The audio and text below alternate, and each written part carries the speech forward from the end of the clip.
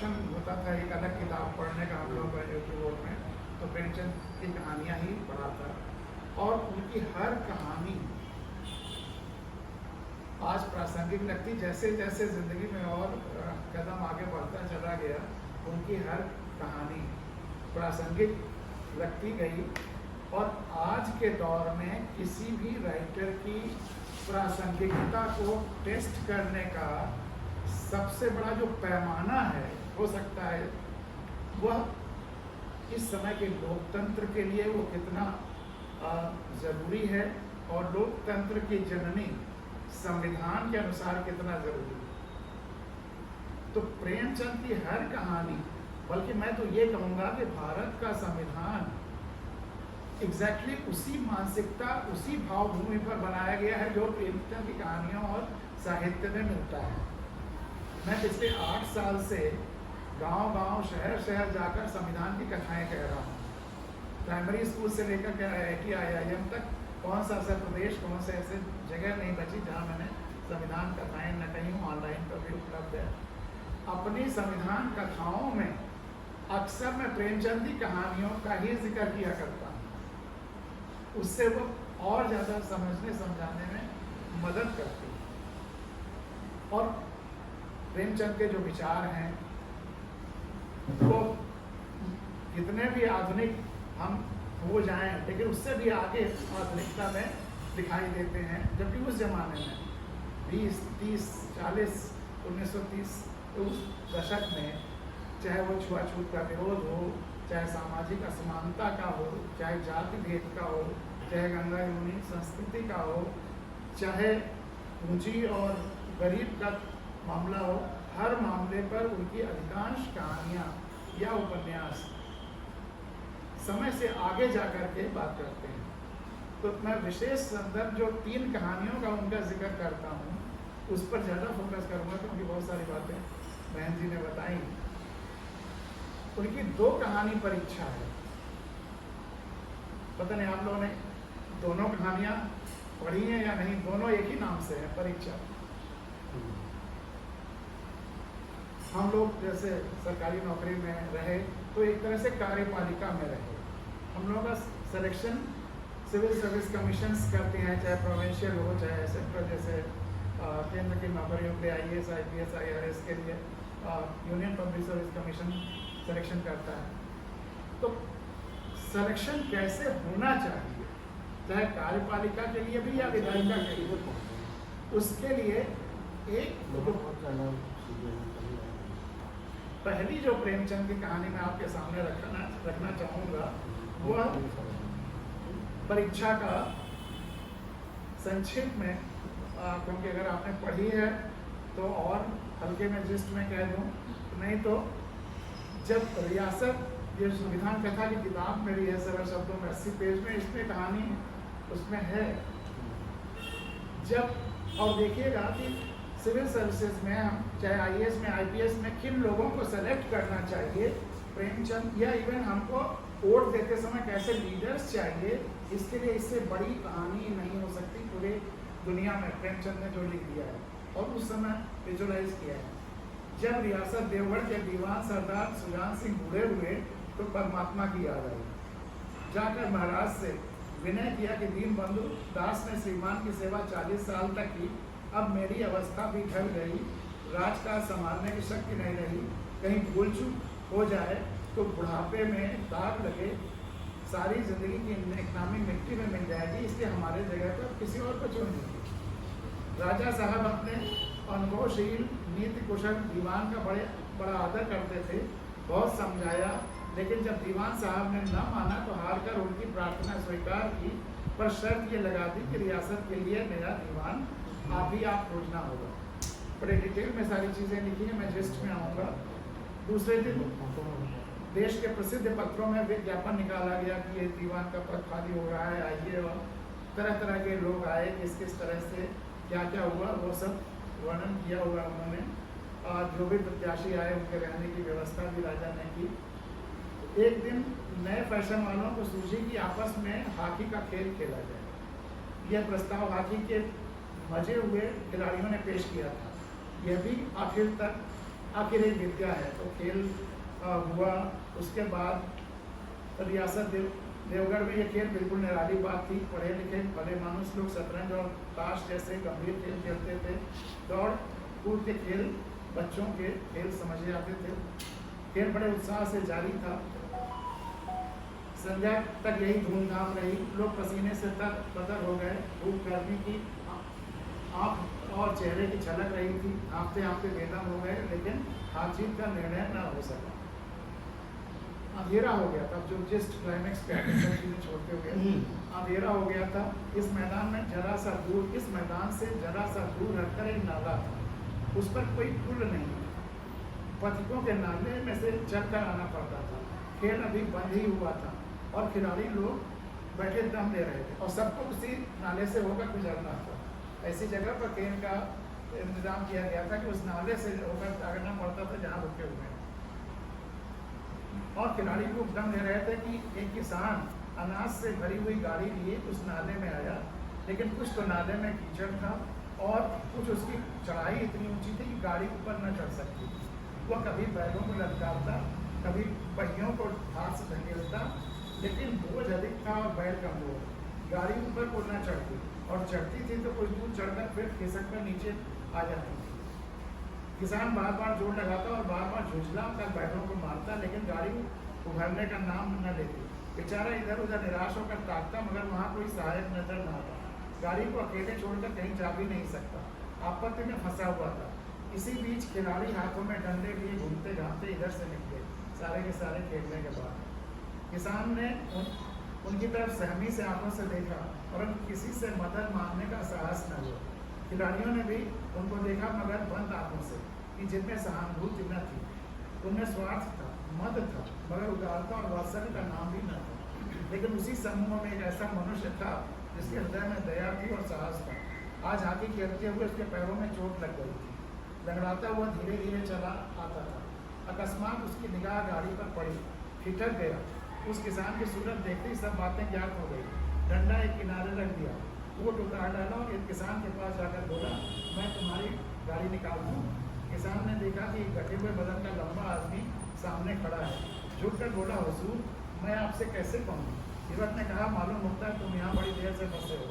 अच्छा, तुम गाड़ी पर जाकर बैलों को साधो, आंको, मैं पहियों का ढकेलता हूँ, अभी गाड़ी ऊपर चढ़ जाती है। किसान गाड़ी पर जा बैठा। युवक ने पहिए को जोर से लगाकर उकसाया। कीचड़ बहुत था, वह घुटने तक जमीन में गड़ गया, लेकिन हिम्मत न हारी। फिर उसने जोर किया। उधर किसान ने बैलों को ललकारा। बैलों को सहारा मिला, हिम्मत मच गई। उन्होंने कंधे झुकाकर एक बार जोर दिया तो गाड़ी नाले के ऊपर थी। किसान युवक के सामने हाथ जोड़कर खड़ा हो गया। बोला, महाराज, आपने मुझे उबार लिया, नहीं तो सारी रात मुझे यहाँ बैठना पड़ता। युवक ने हंसकर कहा, अब मुझे कुछ इनाम देते हो? किसान ने गंभीर भाव से कहा, नारायण चाहेंगे तो दीवानी आपको ही मिलेगी। युवक ने किसान की ओर संदेह गौर से देखा। उसके मन में एक संदेह हुआ, क्या यही सुजान सिंह तो नहीं है? आवाज मिलती है, चेहरा मेरा तुम्हारा भी वही। किसान ने भी उसकी ओर तीव्र गति से देखा। शायद उसके दिल में संदेह को भाप गया। मुस्करा कर बोला, गहरे पानी में बैठने से ही मोती मिलता है। निदान महीना पूरा हुआ, चुनाव का दिन आ पहुंचा। अब उम्मीदवार लोग क्या क्या कर रहे हैं वो सब अपना।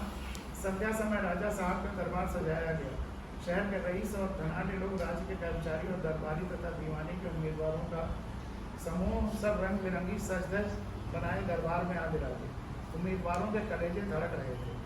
जब सरदार सुजान सिंह ने खड़े होकर कहा, मेरे दीवानी के उम्मीदवार महाशयों, मैंने आप लोगों को जो कष्ट दिया उसके लिए मुझे क्षमा कीजिए। इस पद के लिए ऐसे पुरुष की आवश्यकता है जिसके हृदय में दया हो और साथ साथ आत्मबल। हृदय वह जो उदार हो, आत्मबल वह जो आपत्ति का वीरता के साथ सामना करे। और इस रियासत के सौभाग्य से हमें ऐसा पुरुष मिल गया। ऐसे सारे गुण वाले संसार में कम हैं, और जो हैं वे कीर्ति और मान के शिखर पर बैठे हैं। मान उनमें बहुत होता है, उन तक हमारी पहुँच नहीं। मैं रियासत के पंडित जानकीनाथ सा दीवान पाने पर बधाई देता हूँ। रियासत के कर्मचारियों और रईसों ने जानकीनाथ की तरफ देखा। उम्मीदवार दल की आंखें ऊपर उठी, अगर उन आंखों में सत्कार था, इन आंखों में ईर्ष्या। सरदार साहब ने फरमाया, आप लोगों को यह स्वीकार करने में कोई आपत्ति न होगी कि जो पुरुष स्वयं जख्मी होकर भी एक गरीब किसान की भरी हुई गाड़ी को दलदल से निकालकर नारे के ऊपर चढ़ा दे, उसके हृदय में साहस, आत्मबल और उदारता का वास है। ऐसा आदमी गरीबों को कभी नहीं सताएगा। उसका संकल्प दृढ़ है जो उनके चित्त को स्थिर रखेगा। वह चाहे धोखा खा जाए परंतु दया और धर्म से कभी नहीं हटेगा। तो ये तो कार्यपालिका और विधायिका में चुनाव का अगर कोई माध्यम होना चाहिए, यूपीएससी में, यूपीपीएससी में या स्टेट्स में, हमें कुछ न कुछ इस तरह का रखना है कि वैसे लोग वो दुनिया में मुट्ठी में करने के लिए नहीं, दुनिया भर की सेवा के लिए अपने हाथों का इस्तेमाल करने वाले ऐसे लोग हमारी कार्यपालिका और विधायिका में आए, ये बहुत ज़रूरी है। और हमारे फंडामेंटल ड्यूटीज़ में जितने पॉइंट्स संविधान में लिखे हुए हैं, सब के सब प्रेमचंद की कहानियों में कहीं ना कहीं किसी न किसी रूप में मिलते हैं। बिल्कुल। जो directive principles of state policy है कि सरकारों को कैसे काम करना है, चाहे केंद्र सरकार हो, राज्य सरकार हो और नगर निकाय हो या गाँव पंचायत, वो सब हमारे प्रेमचंद की कहानियों और उपन्यासों के फोकस में है। न्यायपालिका के बारे में और चीज़ें जैसे जब पब्लिक की किसी चीज़ की आवश्यकता हो तो तुरंत व्यवस्था वहाँ दे, ये दो बहुत महत्वपूर्ण बिंदु हैं। और न्याय में महेंद्र जी सामने हैं, खुद जानते हैं कि न्याय में कितना डिले होता है। इस डिले को कम करने के लिए हमारी जो तीसरे लेवल पर गांव सब पंचायतों का जो गठन किया गया, वहाँ क्या कहते हैं उसको, न्याय पंचायतें, वह बहुत ज़रूरी है क्योंकि वहाँ पर सब एक दूसरे के सारे फैक्ट्स को जानते हैं। अगर डिस्ट्रिक्ट कोर्ट, हाई कोर्ट या सुप्रीम कोर्ट में आता तो फैक्ट फाइंडिंग में 2-3 जनरेशंस लग जाते हैं। वहाँ सब जानते हैं। तो अगर न्याय पंचायतों पर फैसले करने का पूरा वो व्यवस्था लागू कर दी जाए, जो पंचपरमेश्वर कहानी में प्रेमचंद ने लिखा है, वो 5 लोगों का जो समूह है वही फैसला करे, तो हाईकोर्ट और सुप्रीम कोर्ट के ऊपर जो बोझ है वो बहुत कम हो जाएगा और वो जल्दी न्याय यहाँ भी मिल सकेगा और वहाँ तो मिलेगा ही। पंचपरमेश्वर कहानी का 2-3 पैराग्राफ मैं संक्षेप में आप लोगों को सुना रहा हूँ। और उससे अच्छी न्यायपालिका के लिए और कोई कहानी नहीं हो सकती है। आपस में वैमनस्यता होते हुए भी जब जिम्मेदारी दी जाती है तो कैसे व्यक्ति बदलने लगता है, धीरे धीरे उसके मन में कैसे परिवर्तन होता है। अलग अलग धर्मों के 2 व्यक्ति, जुम्मन शेख और अलगू चौधरी, समान विचारों के कारण एक दूसरे के गहरे मित्र थे। इनकी मित्रता पूरे गांव और आसपास के क्षेत्र में एक मिसाल थी। दोनों एक दूसरे का ध्यान रखते थे और पूरा भरोसा करते थे। जुम्मन शेख की एक बूढ़ी खाला मौसी थी जिनका अपना कोई न था, अतः उन्होंने जीवन भर रोटी कपड़ा देने की शर्त पर जुम्मन को अपनी सारी जायदाद दे दिया। कुछ दिनों तक सब सही चला, परंतु थोड़ा समय बीतने के बाद मौसी की सेवा करने में कमी आने लगी और एक समय ऐसा आया कि मौसी का जीना मुहाल हो गया। मौसी ने पंचायत में अपनी गुहार लगाई। पंचायत में जुम्मन ने यह सोचकर कि गलत होने के बावजूद मित्र उनका ही पक्ष लेगा, अलगू चौधरी को पंच नियुक्त कर दिया। लेकिन पंचायत तो न्याय की रक्षक होती है और पंच के मुख से सत्य के अतिरिक्त कुछ और नहीं निकलता। यह भाव मन में आते ही चौधरी ने न्याय करते हुए जुम्मन को हिदायत दी कि खाला का ढंग से ख्याल रखा जाए, नहीं तो उसकी जायदाद वापस ली। इस फैसले से पूरी पंचायत सुखद आश्चर्य में थी और जुम्मन पर वज्रपात था कि अपने परम मित्र ने ही ऐसा कैसा बड़ा फैसला सुना दिया। इस फैसले के बाद दोनों के रिश्तों में दरार सी आ गई और बस औपचारिकता बस दोनों लोग व्यवहार का निर्वहन करते थे। अब जुम्मन ताक में थे कि कोई ऐसा अवसर आए कि वह अलगू चौधरी से इसका बदला ले लें। शीघ्र ही मौका आ भी गया और हुआ ये कि अलगू चौधरी एक जोड़ी बहुत ही बलिष्ठ बैल लाए जिसके पूरे गांव में चर्चा हो रही थी, लेकिन कुछ ही समय में उसमें से एक बैल की अनायास मौत हो गई। अब बचे हुए एक बैल को गांव के ही एक व्यापारी समझू शाह ने खरीद लिया और रुपए बाद में देने को कहा।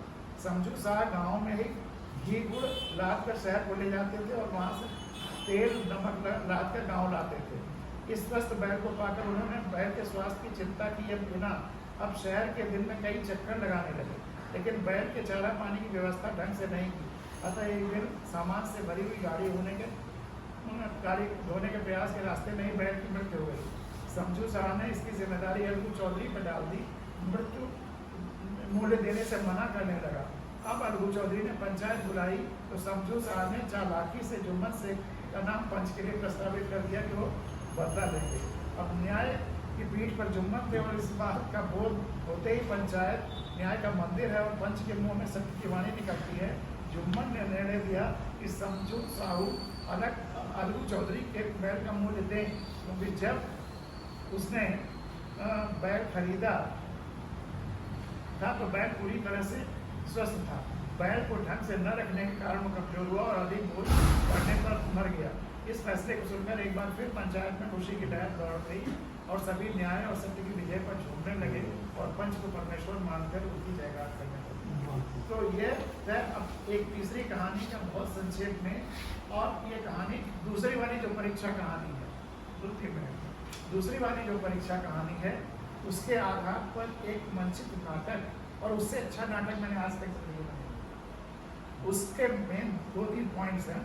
जब नादिर शाह ने हिंदुस्तान पर फतेह कर दिया तो दरबार लगा, मुगल बादशाह बगल में बैठा हुआ है, नादिर शाह चर्चा कर रहा है तो नादिर शाह कहता है बादशाह बहुत प्यास लगी है, थोड़ी देर मीटिंग के बाद दरबार में पानी पिलाओ। तो मुगल बादशाह ताली बजाता है, तमाम सारी परिचारिकाएँ नृत्य और वो सब आते हैं, कहते हैं कि बादशाह सलामत को प्यास लगी है। तो तैयारी शुरू होती है, सब अंदर जाते हैं, वो इत्र और वो खुशबू और वो ग्लास और क्या क्या आधे घंटे ज़्यादा हो जाता है, तब तक नहीं आता। फिर कहता है कि बहुत प्यास लगी है बादशाह, बहुत जल्दी पानी पिलाओ।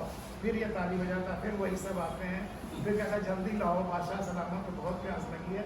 फिर जब 15-20 मिनट हो जाता है तब अब बिना उसे कुछ कहे हुए नादिर शाह, अब उसका वो वृत्त जो मशक में पानी ले करके चमड़े वाले उसके मैदान में युद्ध के उसको पानी पिलाता था, वो आ गया और वहीं भरे दरबार में सबके सामने चिल्लू में पानी। और नादिर शाह कहता है बादशाह ये रहा तुम्हारी हार का पहला कारण। रियाया को, सेना को, लोगों को जब जिस चीज़ की ज़रूरत है अगर व्यवस्था तुरंत मुहैया नहीं करती तो वह व्यवस्था ज़्यादा दिन नहीं चल सकती। ये पहला सबसे बड़ा सबक दे रहा है नादिर शाह के माध्यम से। उसके बाद शाम होती है, सभा विसर्जित हो जाती है और सभा के शाम के बाद का प्रेमचंद ने बहुत ही अच्छा वर्णन किया है। तो वो बादशाह कहता है कि अब आप तो हिंदुस्तान के बादशाह हैं, दिल्ली घूमिए, चलिए आगरा को चले, जहाँ कहिए वहाँ। तो कहा नहीं बादशाह, आज रात में तुम्हारे हरम में गुजारा, और गुजारता है। और अगले दिन सुबह फिर जब सभा दरबार लगता है तब नादिर शाह कहता है अब मैं तुमको बताने वाला हूँ तुम्हारी हार का दूसरा कारण। मैं रात भर, और जाहिर सी बात है कि उसने कोई छेड़खानी नहीं की, कुछ गड़बड़ी नहीं किया, रानियों को नृत्य के लिए बुलाया, लेकिन नृत्य भी नहीं कराया, और कहा मैंने अपने कटार रख दी थी, उन्हीं के सामने मैं सो भी गया था, और किसी ने उस कटार को उठाकर मुझे मारने की कोशिश नहीं की, मैं खर्राटे ले रहा। अगर कोई कटार उठाकर मारने की कोशिश करता तो मैं दुखी नहीं होता, खुश होता कि कम से कम कुछ तो इज्जत बची हुई है तुम्हारे रानियों में। किसी ने न गाली गलौज किया, मैंने उनके पति का सारा साम्राज्य जीत लिया, किसी ने कोई विरोध नहीं किया। तो जब तुम्हारी रानियों ने कोई विरोध नहीं किया तो प्रजा तुम्हारी रक्षा में क्या करेगी? तुम्हें वो इमोशनल अटैचमेंट नहीं जोड़ पाए, वो काम नहीं कर पाए। प्रेमचंद ने वो सीख दी है कि जो व्यवस्था के लिए आज भी सबसे जरूरी। इसी के साथ मैं अपनी